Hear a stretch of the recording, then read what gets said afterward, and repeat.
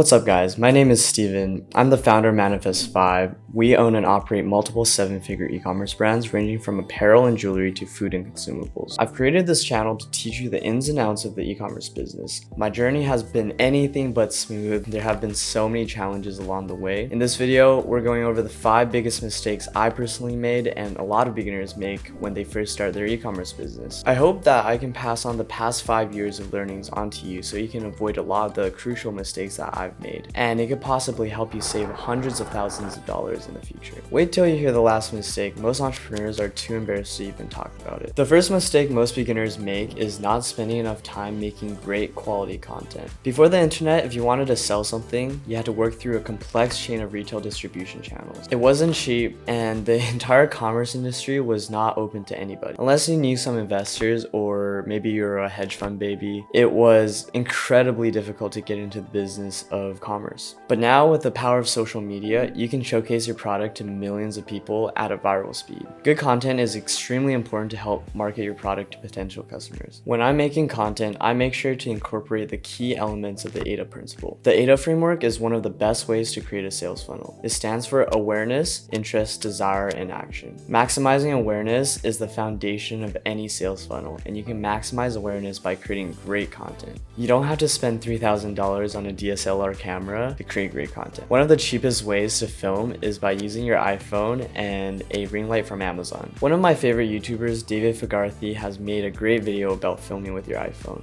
Next, it's really important to implement strong storytelling in your content, whether it be through audio or video. Storytelling is a great way to build upon the AIDA framework. This is what piques the interest of your customer, which leads to their desire and ultimately buying your product. The honey badger on TikTok has mastered the craft of creating highly engaging and relatable content. Here's a really funny video of someone who bought a vacuum for their vacuum. It is clearly lighthearted and demonstrates the product very well. Content should be as entertaining and relatable as possible. This will keep the engagement high, which can increase the chances of your video going viral. If you have extra budget to work with, you can reach out to influencers from TikTok and Instagram to help you create engaging content for your brand. Some smaller influencers are even willing to make free content in exchange for your product. If you want to skip all the legwork, you can actually work with my team. Just click on the link in the description and reach out, and we can help you create really high converting creatives. Once you're able to consistently upload high quality content, you can look at running paid ads on your best performing content, which can help you scale much faster. This conveniently brings us to our second mistake on our list. The second biggest mistake a lot of beginners make is not combating the increasing ad costs on paid advertising. Utilizing paid advertising is what can help your brand scale exponentially. But if you're not careful, it could be the reason your business goes bust. If you ask anyone who's failed in the e-commerce business what went wrong, more often than not, they're going to say that the increasing ad costs killed their margins, which led to the collapse of their business. I've had to shut down many of my own e-commerce stores because of this exact reason. As more competitors came into the market,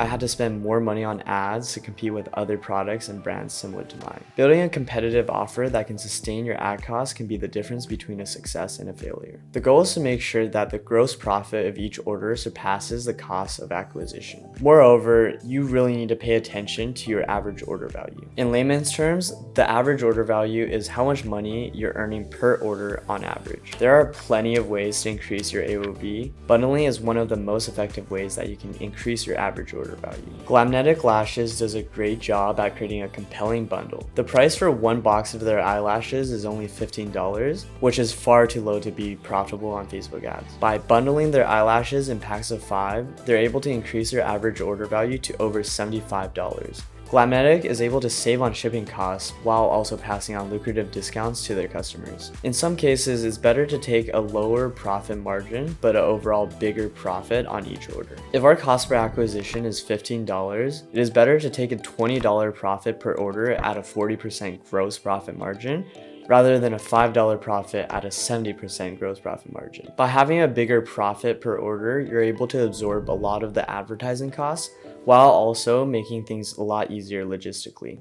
Instead of shipping to 20 customers, you can just ship to 5 customers and make the same amount of profit. Next, figuring out the correct price for your bundles can be extremely tricky. Because your cost per acquisition on paid ads will increase in relation to your average order value, this process is really time consuming, but it's essential to keeping your brand competitive in the long term. There are plenty of great apps on the Shopify App Store to help you A/B test pricing. Here's one that I recommend. The third mistake that beginners make is choosing the wrong product. This is a mistake even I made as a beginner. Let's take a look at these 2 Valentine's Day gifts. Both are around the same price, but which one do you think is more ideal to ship, and which one do you think will result in a higher profit margin? Let me explain. When most beginners start out, they fail to consider the logistical headaches of shipping fragile or bulky items. When we're talking about scaling products, the difference between dealing with big bulky items and small lightweight items can be astronomical. For bulky items, the cost of shipping and storage can eat up a huge chunk of your profits. And what if the customer wants to return something? The bigger and bulkier the product is, the harder it is to return and restock it. When I used to sell big and bulky products, my house was a complete mess. It was just filled to the brim with packages and returns. Shipping delicate items can result in hundreds of thousands of dollars in refunds. This is because the product can easily get damaged during transit. It's probably better to experiment with these kind of items once you have more experience with shipping logistics. For your first e-commerce business, I recommend starting with something that's really easy to ship. Before we move on to the next mistake on our list, here's a quick pro tip. Try to avoid overly complicated products with electronics. The more complicated the technology, the more troubleshooting it might need, and the chances are a lot of customers might become frustrated. This could lead to a lot of unflattering reviews, and it could even result in your ad account getting banned. Not keeping your customers happy is another fatal mistake that can put you out of business in the blink of an eye.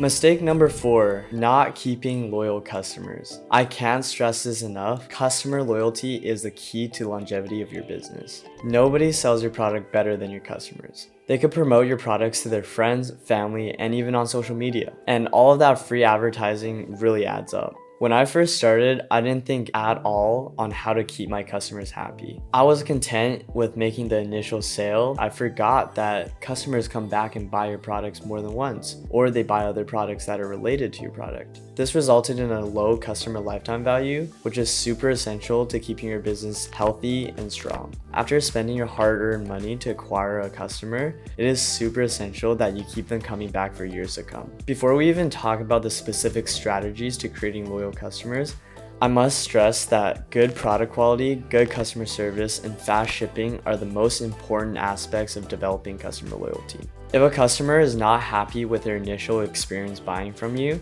the chances of them coming back and buying more is extremely low. So before you even try any of these other tips, definitely try to work on your product quality and provide a really good unboxing experience to your customer.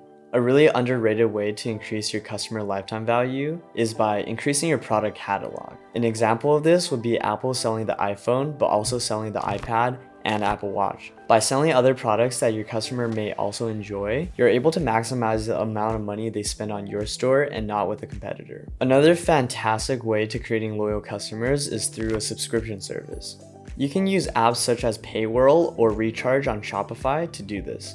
Plenty of e-commerce brands are taking advantage of this business model. A great example of this is the Hotel Collection. Although they sell diffusers, they make a huge amount of money by building a subscription service that delivers different scents from your favorite hotels on a monthly basis. Another famous example comes from Dollar Shave Club. The company is now valued at $1 billion.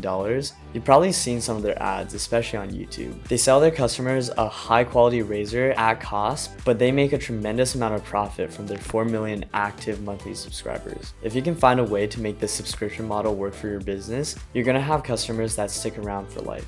Mistake number 5, cut your losses. This is something not a lot of entrepreneurs like to talk about because it's embarrassing. This is probably one of the easiest mistakes people make when they get into business. Bernard Baruch, one of the most successful American financiers, once said, "If you have made a mistake, cut your losses as quickly as possible." I wish I heard this advice earlier because not cutting my losses cost me tens of thousands of dollars. Back in 2019, I launched a brand selling glow-in-the-dark rave gear and accessories. Despite my best efforts, I could not sell my products profitably. It was hard for me to compete with places like Amazon because they were selling similar items for almost half the price, and I couldn't compete on that 2-day shipping. Additionally, thanks to some world events that occurred in 2019, parties and raves were shut down to avoid social contact. The only way I can compete was with better marketing or building a completely different product. After crunching the numbers, I decided it was too risky and I took the loss and moved on to the next business idea. We've all seen the Shark Tank contestants who are too stubborn to admit that their products are a bad idea. There's a really funny Instagram account dedicated to super useless inventions like this jewel cooler or this toilet paper switcher thing. These products are super niche and they're solving problems that are really unimportant. There are dozens of alternative products that serve much wider needs. Other than being gag gifts, I don't really see things like this attracting a very wide audience. You need to listen to the market, and if there's a lack of demand for the product, figure out why and reiterate. In all seriousness, here's a great rule of thumb I use when testing products. If you spent 4 times the amount of your product price on advertising and you have not had a single sale, then something might be wrong. Either your marketing is not resonating with your customers, your product offering isn't enticing enough, or there's just not enough demand for that product. You should take time to work through every step of your funnel to make sure that there's no leaks happening. I hope you can really take something away from this video and avoid a lot of the mistakes that I made when I was starting out. Make sure to follow my Instagram at Steven Guo_, where I post daily e-commerce sauce on my stories. If you have any more questions, feel free to leave a comment down below and I'll get to you as soon as possible. With that being said, thanks for watching, hit the like button, subscribe to my channel, and I'll see you on the next one.